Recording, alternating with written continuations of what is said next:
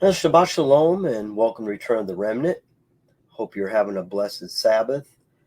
I'm going to try and keep this video short, but we'll see. I'm sure if you've been following me the past couple years, usually my short videos last a little bit longer than what I anticipate. But in this video, what I like to do is give an introduction to the book of Revelation.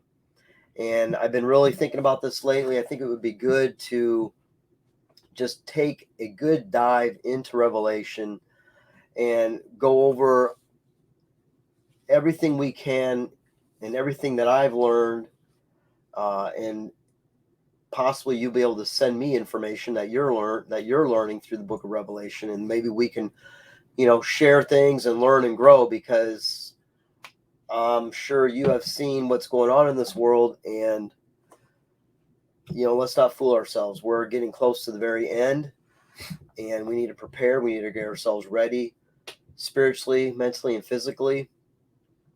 And so I just thought this would be very timely to put this presentation together. So hopefully for the next several weeks, we will be going a chapter by chapter look on the book of Revelation.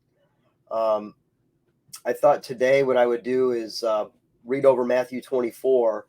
And as we read Matthew 24, think about how important it is that we have the book of Revelation to help us fill in the gaps. Yeshua is telling his disciples what is going to be happening in the end days.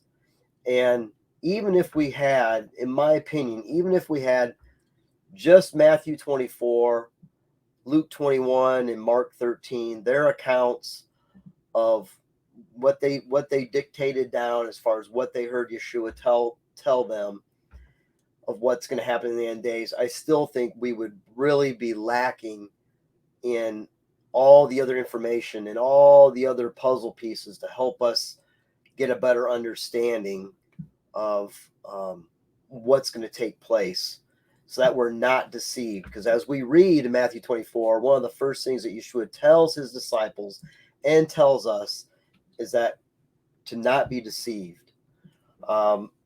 We know that there's other books in the Bible that also coincide a little bit with what Yeshua is telling his disciples here in Matthew 24. We go into parts of Daniel, like chapter 7, kind of tells us a little bit about the Antichrist. Daniel 9, Daniel 11 are some good places to look at end times information. We have areas in the book of Isaiah and Zechariah, especially Zechariah chapter 5. Joel has a lot of end times symbology and prophecy. There's areas in Ezekiel, and then even in the Brit Hadashah, Paul tells us some things in 1st and 2nd Thessalonians and also 1st Corinthians, and even Peter has something to say about end times in 2nd Peter, along with Jude. So anyway, I say that to say, even with all that information, the book of Revelation is very, very, very, very important for us to continue to read, continue to study. It's one of the books of the Bible that says that it is a blessing to read it and to hear the words of Revelation. And another reason why I wanted to put this teaching together, this series together, is because we have to understand that if you are someone who follows prophecy like I have and my wife and many people we know, we need to know that the Bible, almost 30% of the Bible is prophecy, whether it has been fulfilled at Yeshua's first coming or to be fulfilled prior to and at his second coming. That's number one. And unfortunately, in modern Christianity today, many teachers in the Christian community do not want to touch this with a 10-foot pole. And it's very unfortunate, because we need to be equipping the body and getting us ready. So again, so that we're not deceived. And number two, we also understand, as we continue to study end time prophecy, that as we get closer and closer to the end, and as Daniel says, as when knowledge continues to increase in these end days, and I'm not just saying knowledge from the perspective of technology and internet and AI and all these things, which can be good or bad. We also know there's a lot of knowledge that is increasing in the spirit realm, if you will, in God's word, that many things are starting to make more sense than they did 5 years ago, 50 years ago, or 200 years ago. And so we have to understand that we must be fluid in our interpretations of scripture and not be so dogmatic, because I know people in this movement awakening that are so dogmatic they have not changed their stance in the last 15 plus years, when you can see that indeed their interpretation may not be, they might have seemed correct 15 years ago, but as more information comes to light and more understanding comes to light, we see that that's not the case now.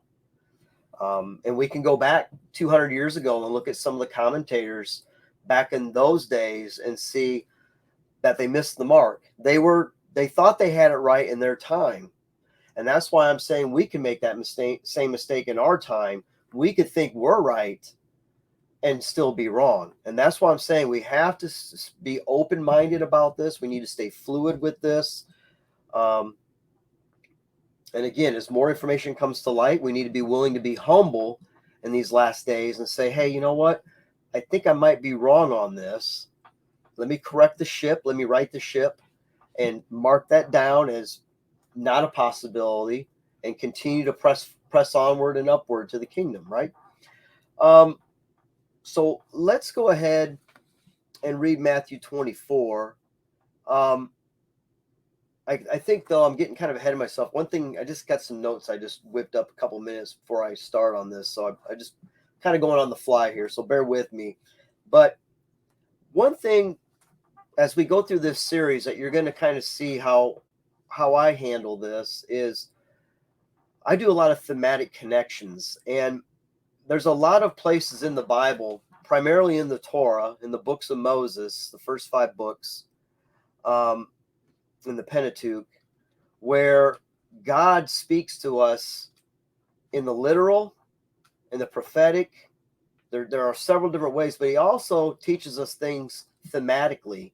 And you're going to see this is one way we need to look at Revelation from more of a theme or a thematic, looking at it more in the time of themes and thematic connections rather than in a literal chronological order. Because if you try and follow Revelation chapter 1 to the end, it seems like areas are chronological, but then there's certain breaks in the chapters, and you're saying that can't fit there chronologically, but you will see that thematically they do fit. A lot of times people get caught up on, I'll show this real quick. Well, it didn't come in very big. I'll see if I can make it a little bit bigger. Well, I'm sorry. But this here is just one of your typical timelines. I'm not saying there's anything bad with it, but someone tried to do a Revelation timeline. They show the 70th week of Daniel, how the first 4 seals are, and then the third temple, all these seals and trumpets. And I get that. We all have this mindset, or many of us do, where we'd love to have just one big picture where we have our Cliff Notes overview. Awesome. I can see everything. All right, great. I'm all done now. I'm ready for something else. But that's just not the case. It's a lot more complex than that. And you're going to see when we get into Revelation, when John is explaining things, he gets into a theme or he starts talking about something, and then he says, and then I looked and I saw this. And to me, that's that pivot point where we say, okay, he gave us some information here. Let's put that aside. Now he's talking about something else. And a perfect example of that, I'll show you here, is what's called a triptych. A triptych in art is, in this case, it is a multi-panel painting. And the reason why this is a triptych is it's in three panels. Okay, and the picture probably doesn't do justice, but you can see right here, here, and up here are hinges. And so this is basically a storyline of a painting, but they're broken up into other areas.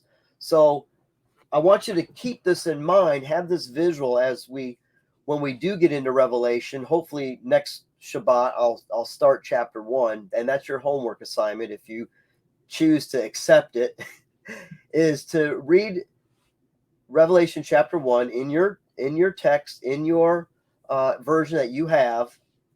Make some notes, because we're going to go over some things that I think you'll find interesting right off the bat in Revelation chapter 1. But I want you to see this painting to give you an idea. I'm going to pretend I'm John, and instead of the book of Revelation, I'm going to talk about the King of France. I have no idea what this painting's about. But so as I'm looking at this painting, I'm saying I see the King of France coming and meeting. Well, it's probably not. This looks more like a medieval rendition of the what do you want to call it? The wise men coming to see Mary. But so we'll just say that. But then I looked, and over here I saw Mary with her husband Joseph taking or going on a journey with baby Yeshua. Or then I looked, so over here in the upper left, then I looked and I saw one of the angels come to see Mary. And then I go into full detail about that. And then I say, and then I looked and I saw King Herod wanting to kill all the babies after he found out. You see what I'm saying? So it's one big story. This is one big story, and that's what the book of Revelation is. It's one big prophetic end time story, subdivided in areas that John will go into detail on. So hopefully you get an idea what I'm talking about here. And if you don't, please put some things in the comments, and I'll try and explain it.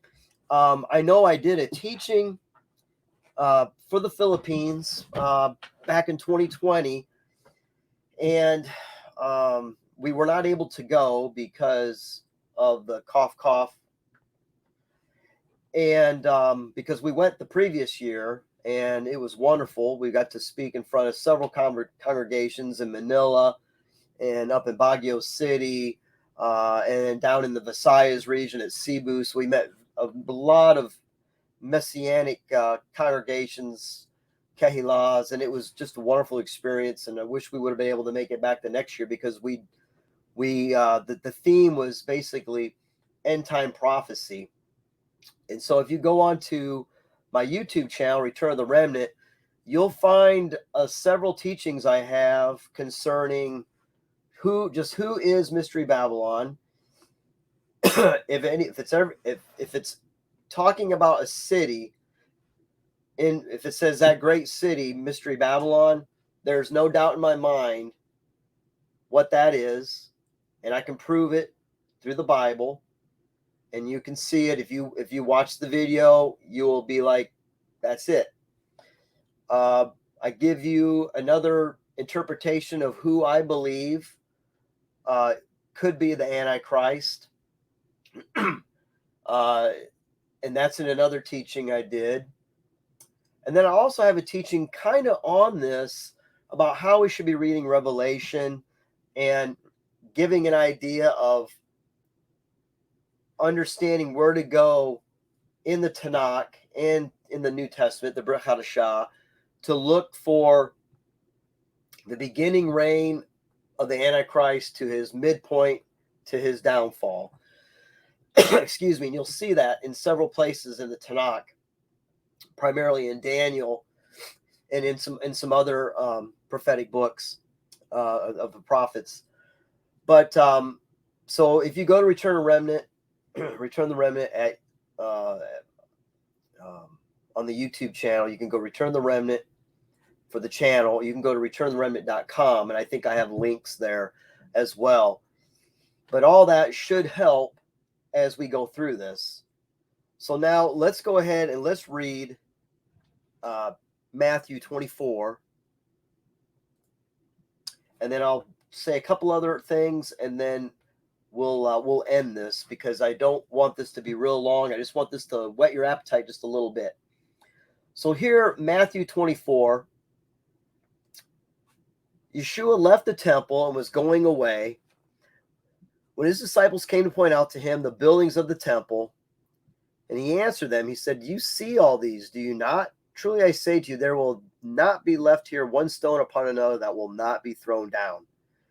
And so as he sat on the Mount of Olives, the disciples came to him privately, saying, "Tell us, when will these things be?" Okay, that's one question. And number two, "And what will be the sign of your coming and of the end of the age?" So three things that Yeshua is going to try and explain to his disciples.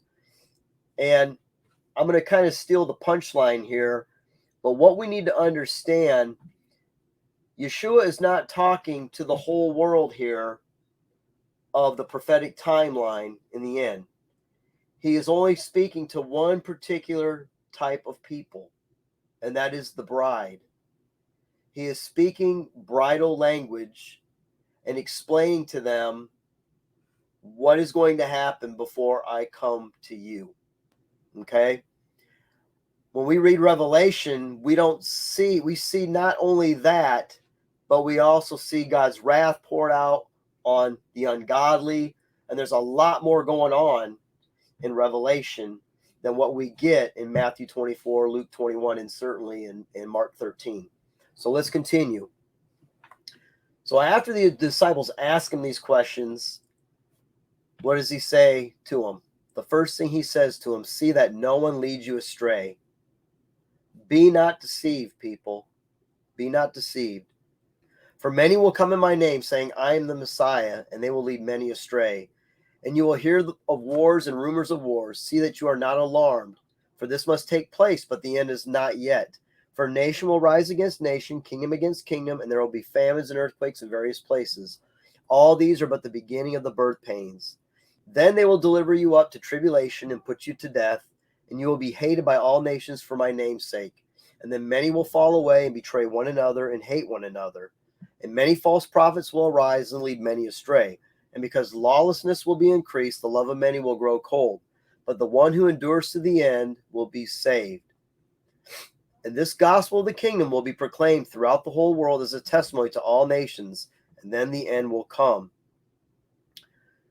What he just said in this area, if you go and take a look at one of my teachings I did in the Revelation series, there's basically about 13 things here that Yeshua said that line up with everything in Revelation 6, 7, and 8. For certain, 6 and 8. We're talking about the seals, and they're in exact order, pretty much. Verse 15, so when you see the abomination of desolation spoken of by the prophet Daniel standing in the holy place, let the reader understand, then let those who are in Judea flee to the mountains. Let the one who is on the housetop not go back to take what is in his house, and let the one who's in the field not turn back to take his cloak. And alas, for women who are pregnant and for those who are nursing infants in those days, pray that your flight may not be in winter or on a Sabbath. For then there will be great tribulation, such as not been from the beginning of the world until now. No, and never will be. And if those days had not been cut short, no human being would be saved. But for the sake of the elect, those days will be cut short. And if anyone says to you, look, here's the Messiah, or there he is, do not believe it. For false Christs and false prophets will arise and perform great signs and wonders so as to lead astray, if possible, even the elect. See, I've told you beforehand. So if they say to you, look, he is in the wilderness, do not go out. If they say, look, he's in the inner rooms, do not believe it. For as lightning comes from the east and shines as far as the west, so will be the coming of the Son of Man. Wherever the corpse is, there the vultures will gather. And so when you're reading this, there's a lot of information in there in a very condensed amount of writing. And Revelation just expands it over 22 chapters, I believe. But one thing I will say, so that you are not led astray, if you get one thing out of what I said today, that is this: Messiah is only coming back one way, and the adversary and his false Messiah will never be able to replicate, and that is the return of Messiah. If any individual rises up from the seas, on land, on the seas, even some type of possible alien incursion, which I don't believe for a second, that's not the way Yeshua is going to come back. It will be something so incredible, it will never be replicated, and we will know who the Messiah is. So do not be deceived when you hear even your preacher tell you, hey, he's over here, or hey, we're seeing him out in the Middle East right now. That's not it. Do not be deceived, people. Do not be deceived. One other quick thing I wanted to share with you before we get into this Revelation series is I'm going to have a little surprise, something that I've learned recently and I've been doing some studies on. And I'll be the first to admit to you, I am not a Hebrew scholar. I know enough just to keep me from being too dangerous, so to speak. Okay, but there is another translation available that I'm going to talk about that's going to shed some light on some difficult Revelation passages. And I'll share more about that when I see you guys, hopefully next week. So until then, please study Revelation chapter 1. Go to returnthememnant.com. Take a look at that Revelation series. And possibly, I know for sure if you go to the Return of the Remnant channel, if you go to the Return of the Remnant channel on YouTube, you'll find it there as well. So until we meet again, Shabbat Shalom.